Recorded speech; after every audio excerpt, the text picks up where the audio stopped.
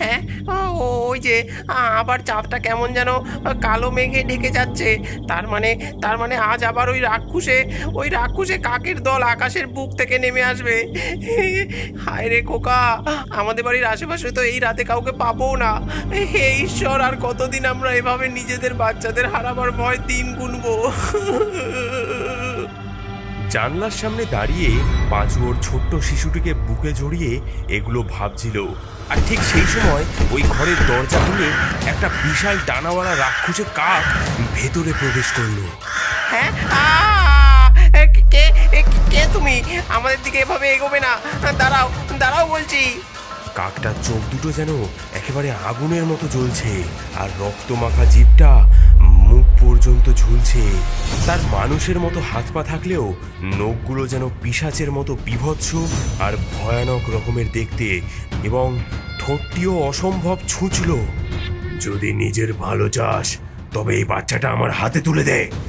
না, এ আমার ছেলে, ওকে আমি কিছুতেই আমার কোল ছাড়া করবো না। চলে যাও তুমি, বাঁচাও, কে আছো, বাঁচাও। ওকে আমার রাজ্যে নিয়ে যেতে হবে, দিয়ে দে। ও আজ থেকে আমাদের একজন হয়ে উঠবে। না না, বাঁচাও, কে আছো, কে আছো, দয়া করে বাঁচাও। আমার ছেলেকে নিয়ে যাচ্ছে, বাঁচাও। পাঁচু চিৎকার শুনে আশেপাশে সকলেই কেঁপে উঠল, কিন্তু কেউ নিজের ঘর থেকে বাইরে বেরোনোর সাহস করতে পারল না। এদিকে সেই কাকরূপী রাক্ষস তার বড় বড় নখ দিয়ে পাঁচুকে আঁচড়াতে আঁচড়াতে তার শরীর রক্তাক্ত করে তুলল। গরম রক্ত, এই তরতাজা রক্ত খাবো বলেই তো আমি প্রতি রাতে আসি। ছাড়ো ছাড়ো। এই দিলাম আমার দাঁত বসিয়ে, এবার দেখি কিভাবে তুই বেঁচে থাকিস। পাঁচু একটা সময় ছটফট করতে করতে প্রাণ হারায়, আর সেই কাক ওর বাচ্চাকে চুরি করে সেখান থেকে চলে যায়। সেই গ্রামেরই পশ্চিম প্রান্তে বাস করত এক থুরথুরে ডাইনি। উফ, দিন দিন আমার চুলগুলো একেবারে উস্কো খুস্কো হয়ে যাচ্ছে। চোখগুলো আগে কত গাঢ় বাদামি রঙের ছিল, এখন তো সেটাও ধূসর হয়ে যাচ্ছে। যাক, এখন তো রাতের খাবারের সময় হয়ে গেছে, সময় মতো নিজের যত্ন নিতে হবে। কিন্তু আজ আমি কি খাই? এক কাজ করি, আমার জাদুমণি বলের সামনে গিয়ে জিজ্ঞেস করে আসি।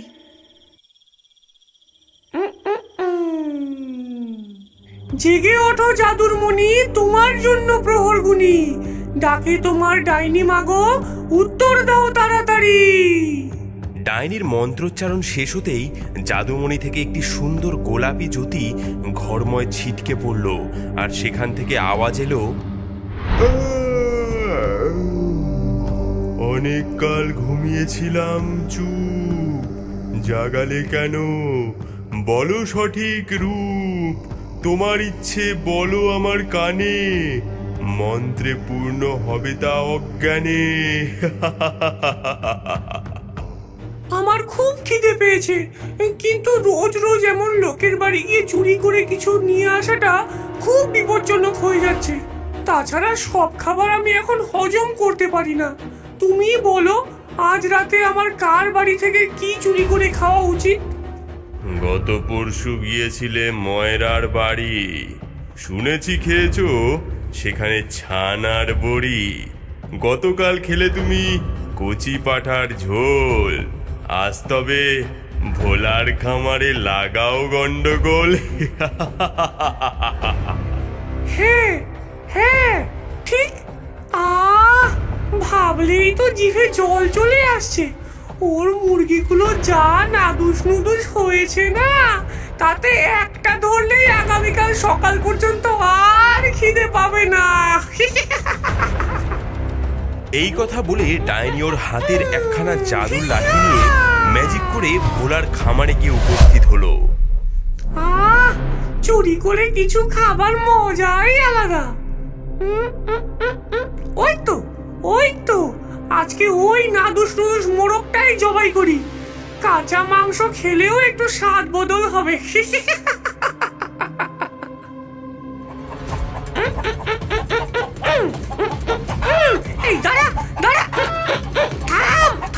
বলছি।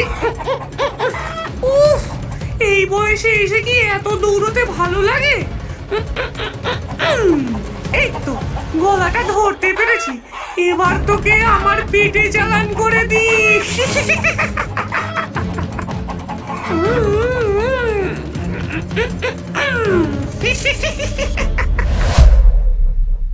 ডাইনি মোরগটা খেয়ে পালিয়ে যাওয়ার পরে খামারে পশু পাখিদের চিৎকারে ভোলার ঘুম ভাঙে। তারপর সে ঘর থেকে বেরিয়ে নিজের খামারের দরজা খুলতেই একেবারে অবাক হয়ে যায়। হ্যাঁ, আমার কি সর্বনাশ হলো গো! ডিম ফুটিয়ে বাচ্চা করে প্রতিদিন যত্ন নিয়ে মোরগটাকে কত বড় করলাম, আর আর আজ চারিদিকে ও রক্ত পালক হাড় ছড়িয়ে পড়ে রয়েছে। না, এর একটা বিহিত করতেই হবে। নিশ্চয়ই ওই ডাইনির কাজ। ও ও আজ পর্যন্ত যাদের বাড়ির থেকে মুরগি হাঁস সব কিছু চুরি করে খেয়েছে, আমরা সবাই মিলে একত্রিত হয়ে ওই ডাইনিকে শায়েস্তা করব। হ্যাঁ। পরদিন সকাল হতেই ডাইনির বাড়ির বাইরে অনেক লোকজনের সমাবেশ দেখা গেল। তারা কেউ চিৎকার করছে, কেউ ডাইনির দরজায় ইট ছুটছে, কেউ আবার কান্নাকাটি করছে। এই ডাইনি বেরিয়ে আয় বলছি। আর আমাদের হাঁস মুরগি চুরি করে বহুদিন খেয়েছিস তুই, বেরিয়ে আয়, তোকে শাস্তি দেবো আমরা। আগে তো হাঁস মুরগি চুরি করতো, এখন আমাদের ছোট ছোট শিশুদেরকেও সে তুলে নিয়ে যাচ্ছে। বেরিয়ে আয় বলছি, তোকে আমরা শাস্তি দেবো। কি হলো? আজ এত সকালে আমার ঘরের বাইরে কে এত চিৎকার করছে? এই, তোদের কি চাই? এই ডাইনি বুড়ি, বেরিয়ে আয় বলছি, বেরিয়ে আয়। ও মাগো, কত মানুষের পো! বলি, আমার কাছে কি চাই তোদের? এই গ্রামের সকল ছেলে মেয়েদের ফিরিয়ে দে তুই। হ্যাঁ, আমি আবার কার ঘরের বাচ্চা চুরি করলাম যে ফেরত দেওয়ার প্রশ্ন উঠছে? দেখো ডাইনি বুড়ি, আমরা সবাই জানি যে এই গ্রামে একমাত্র তোমারই চুরির স্বভাব আছে, কিন্তু দয়া করে এভাবে আমাদের বাচ্চাদের তোমার পোষা ওই কাক পাঠিয়ে চুরি করে নিও না। এই থামো বাবু, থামো। আমার তো কোনো পোষা প্রাণীই নেই, আর আমি যে বুড়ি হয়ে গেছি এখন, গ্রামের ছোটখাটো হাঁস মুরগি চুরি করে খাই। যদিও অমন কচি কচি বাচ্চা খেতে পেলে ভালোই হতো, কিন্তু আমারও যে মায়া দয়া আছে, আমি কি অমন ছোট ছোট বাচ্চাদেরকে খেতে পারি? হ্যাঁ, তাই তো। ডাইনি তো এই কুড়ে ঘরে একাই থাকে, ওর তো কোনো পোষা জন্তু নেই। তাহলে বাচ্চা চুরি করে নিয়ে পালানোটাকে? হ্যাঁ, তুমি ভুল করছো। ওই ডাইনি সব জানে, এটা ওই ডাইনিরই চালাকি। না দাদা, আমি নিজের চোখে দেখেছি। একটা বিশাল রাক্ষুসে কাক এসে আমার পাশ থেকে আমার মেয়েকে জোর করে তুলে নিয়ে গিয়েছিল। আমি আটকাতে গেছিলাম, কিন্তু ততক্ষণে ও ডানা ঝাপটে উড়ে গেছে। আর মতির ছেলেকেও বোধহয় চুরি করতে গিয়েছিল। তারপর মতি মাঝখানে বাধা দিয়েছিল বলে ওর গলায় দুটো দাঁত বসিয়ে ওর রক্ত খেয়ে ওকে মেরে ফেলেছে। সকালবেলা আমরা যখন ওর দেহটা পাই, তখন সারা শরীরে একটা নীলচে ভাব হয়ে গিয়েছিল। ওই রাক্ষুসে কাক হয়তো অন্য কোনো জায়গা থেকে এসেছিল। যদি এটাই সত্যি হয়, তবে ওই রাক্ষসে শক্তির সাথে লড়াই করা মানুষের তো কম্য নয়। ওর ক্ষমতার সাথে সমান তালে লড়াই করতে একমাত্র এই ডাইনি বুড়ি পারবে। আর যদি এর অন্যথা হয়, তাহলে আমরা ধরে নেব যে ওই কাকগুলোকে এই ডাইনি বুড়ি পাঠিয়েছিল। হ্যাঁ, ঠিক আছে, তোরা নিশ্চিন্তে যে যার বাড়ি ফিরে যা। তোদের বাচ্চাদের ফিরিয়ে আনার দায়িত্ব এবার আমার। সকলেই শান্ত হয়ে ওই জায়গা ফাঁকা করে দেয়, আর ডাইনি নিজের ঘরে এসে জাদুমণিকে জিজ্ঞাসা করে।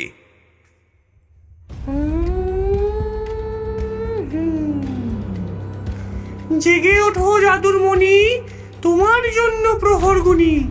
ডাকে তোমার ডাইনি মাগো, উত্তর দাও তাড়াতাড়ি। আবার ডাইনি ডাকে কেন? মোরগ খেয়েও পেট ভরেনি যেন? বলো, কি জানতে চাও? কার জীবন আবার নিতে চাও? না না, আজ আমি কারো জীবন নেওয়ার জন্য তোমাকে এখানে ডাকিনি। আমাকে ঝটপট দেখাও দেখি, কে এই গ্রামে ঢুকে বাচ্চাদের চুরি করে নিয়ে যাচ্ছে। সেই জাদুমণির জিন ডাইনির সামনে একটি ছবি তুলে ধরে। বুঝেছি। জাদুমণি, দেখা দেখি এমন ঘর যার ঘরেতে থাকতে পারি রাত ভোর। এই দেখো, আজ গায়ের মোড়লের বাড়িতে ওই বদ্রাক্ষস নিজে আসবে এবং মোড়লের মেয়েকে চুরি করে নিয়ে যাবে। ধন্যবাদ জাদুমণি, আমি তবে আসি। হি হা!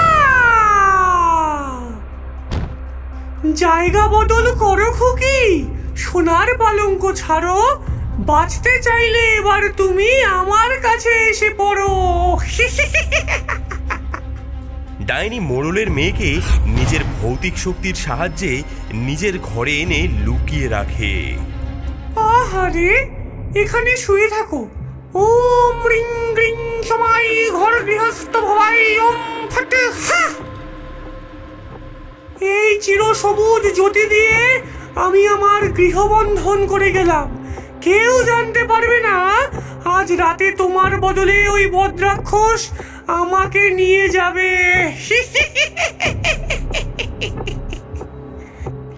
ওম রিং রিং রিং রিং রিং রিং রিং হি হা! ডাইনি তুই নিজেই খুকি হয়ে যা। মন্ত্র পড়ার সাথে সাথেই ডাইনি নিজে একটি বাচ্চায় রূপান্তরিত হয়ে যায় এবং মোড়লের বাড়ির সোনার পালঙ্কে শুয়ে পড়ে। রাত নামলে সেই বদ্রাক্ষস এসে হামলা চালায়।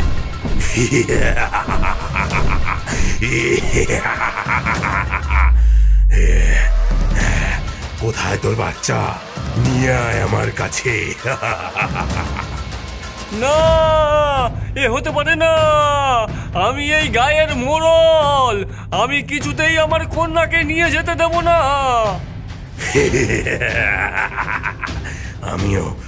আমিও আমার রাজ্যের মহারাজ। তোর তো আনন্দিত হওয়া উচিত। এই প্রথম আমি নিজে কাউকে নিতে এসেছি। এ তো তোর কন্যার সৌভাগ্য। না, ছেড়ে দাও, ছেড়ে দাও। অমন ছোট দুধের শিশুদের নিয়ে তোমরা কি করবে? আমাদের প্রজাবল বাড়াতে ওদের কাজে লাগবে। আমি কিছুতেই আমার মেয়েকে তোমার হাতে দেব না। বাঁচাও! হ্যাঁ, ওই তো উপরের তলা থেকে একটা বাচ্চার কান্নার শব্দ পাওয়া যাচ্ছে। তার মানে নিজের মেয়েকে বদ্ধ কুঠুরিতে আটকে রেখেছিলি। কি ভেবেছিলি আমার হাত থেকে বাঁচানোর জন্য এটুকু প্রচেষ্টা সফল হবে? হ্যাঁ, কখনো না।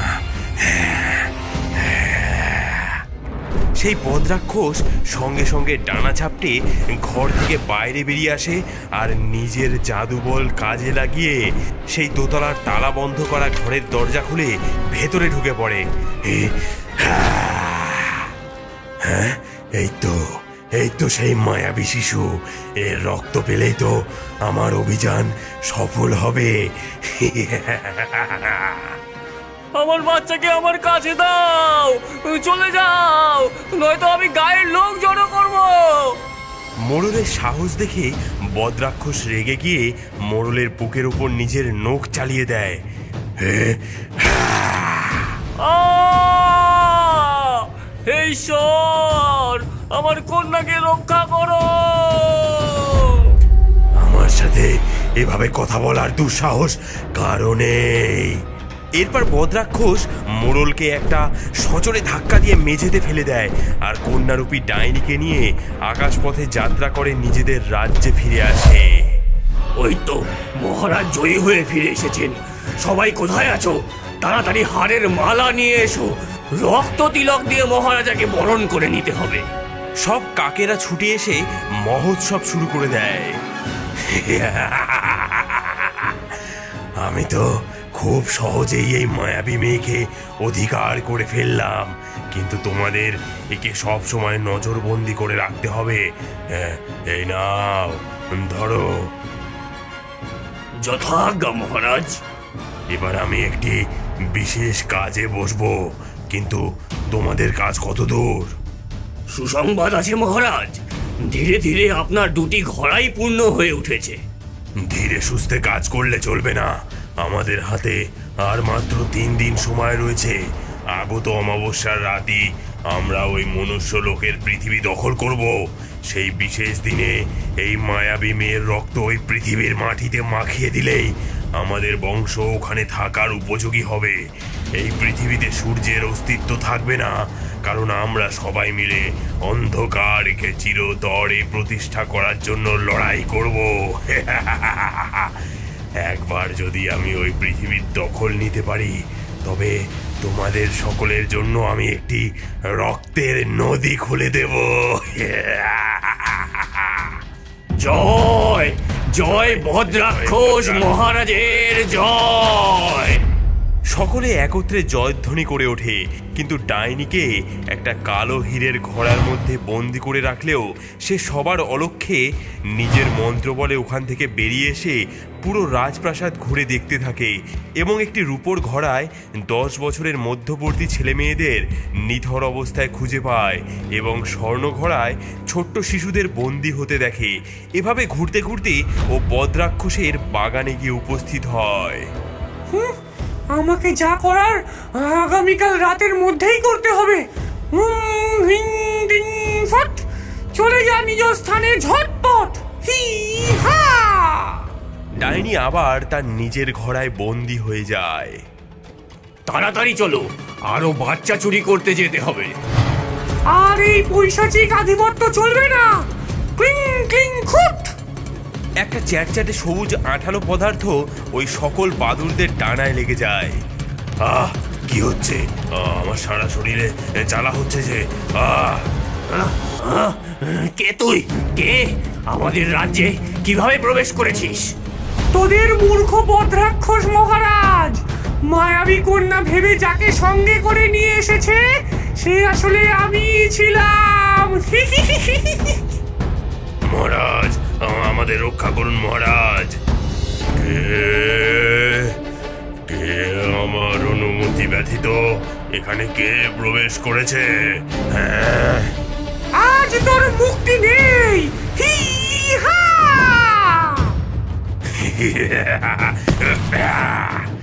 এসবে আমার কিচ্ছু হবে না, কিন্তু এই নে ফুসফিট পং কুটুম থা হি হা। একটা কালো জ্যোতি ডাইনিকে চারিদিক দিয়ে ঘিরে ফেলে। এ কি? আহ আহ আহ আমার কষ্ট হচ্ছে। আহ আহ আহ তবে রে এই নে হুম হুম হা।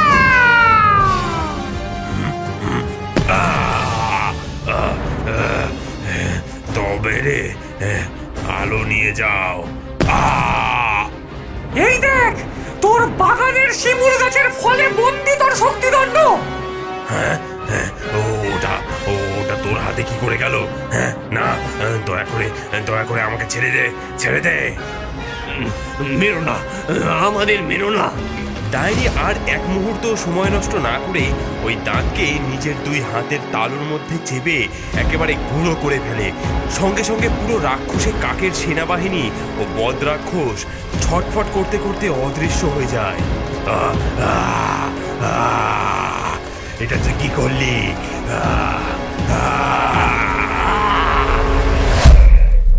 এবার আমারও ফেরার পালা। জেগে ওঠো সোনার কমল, চোখ মেলে চাও, মা বাবার বুকে তোমরা আবার ফিরে যাও। হি হা। ডাইনি সব বাচ্চাদের ঘুম ভাঙিয়ে ওদের একটা বলয়ের মধ্যে করে মানুষের পৃথিবীতে নিয়ে আসে। সে নিচে এসে দেখে গ্রামের সবাই ডাইনির জন্য ফুলের মালা, ডিম, মাছ এই সব কিছু নিয়ে উপস্থিত হয়ে আছে। এই তো ডাইনি ফিরে এসেছে। হ্যাঁ, ডাইনি ফিরে এসেছে। সবাই ডাইনিকে ফুলের মালা পরাও। আমার বাচ্চাকে ফিরিয়ে দাও ডাইনি, দাও। যাও বাছা, সকলে নিজের বাড়িতে ফিরে যাও।